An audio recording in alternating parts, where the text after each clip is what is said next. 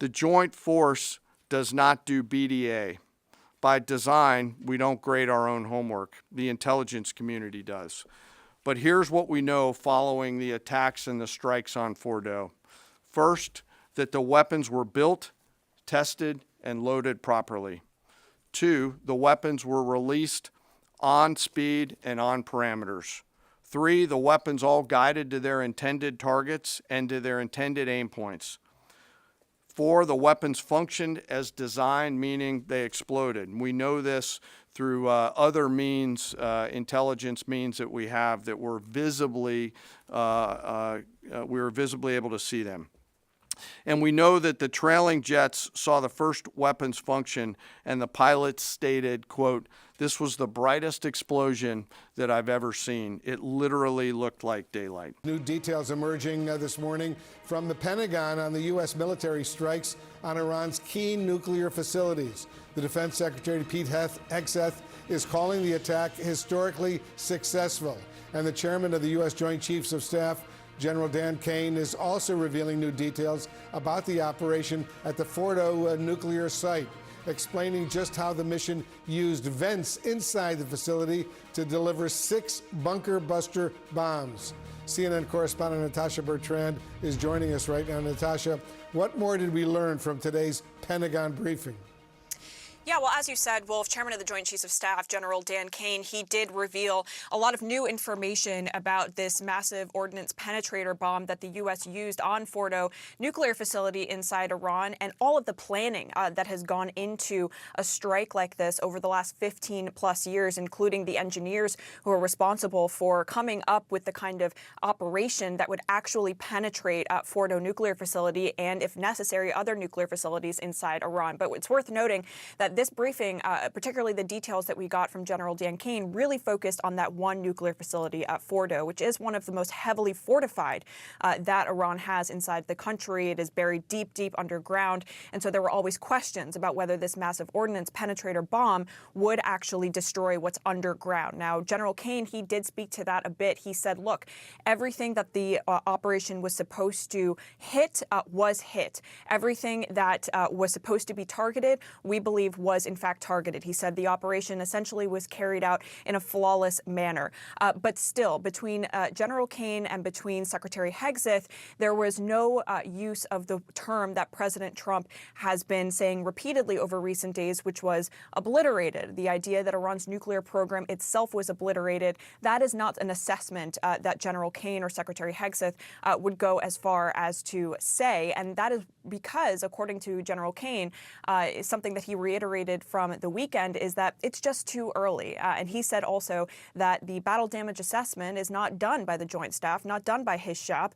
It's done by the intelligence community. But here's a little bit of the back and forth he had with a reporter earlier today. What has changed? Would you use the term obliterated as well? Sure, like I said, we don't do BDA. I'll refer that to the intelligence community. And you're talking with them. I mean, what changed in the past 3 days and make you so, you know? Sir, I think I think I explained what changed.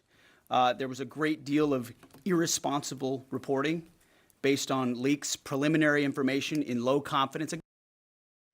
So as you can see there, Secretary Hegseth, he would often jump in at times to provide a more political read on the situation, whereas Dan Caine was more focused on the specifics of the military operation. But one thing that did jump out at me as well is that Secretary Hegseth kept saying that the DIA assessment that CNN and others reported on was low confidence, that it was too early to come to any conclusions. But of course, at the same time, they are saying that the public needs to be confident in the fact that the military completed its objectives here. And so in some ways, they're trying to have it both ways, Wolf.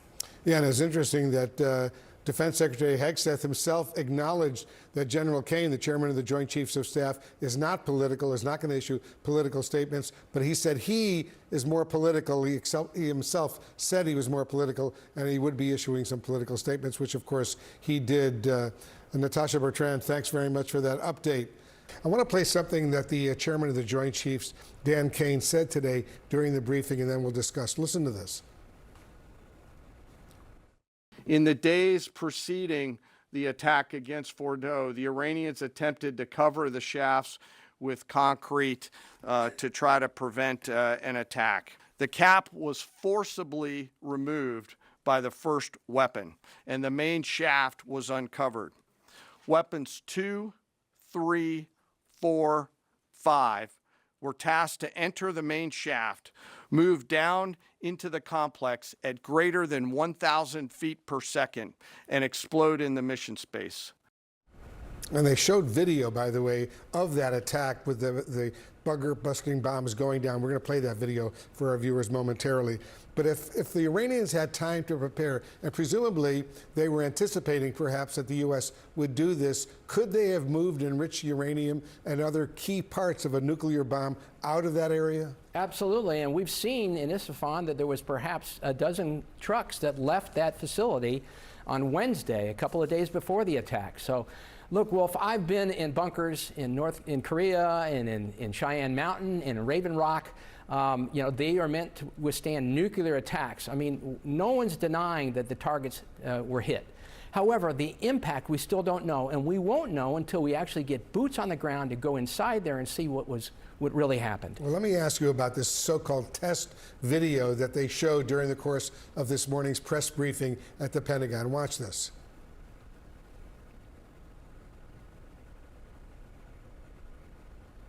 You see what's... Now walk us through. You see that initial explosion, and then you see this video from what they say was underground. Look at this. Watch. Totally devastated. That's very impressive, that video, isn't it? It is. It is impressive, but because this was a test.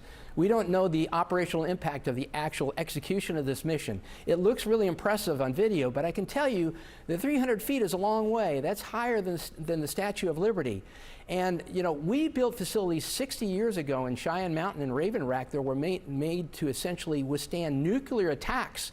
They put everything on big springs down there. They have all kinds of secure devices down there and vaults that can secure the area down there.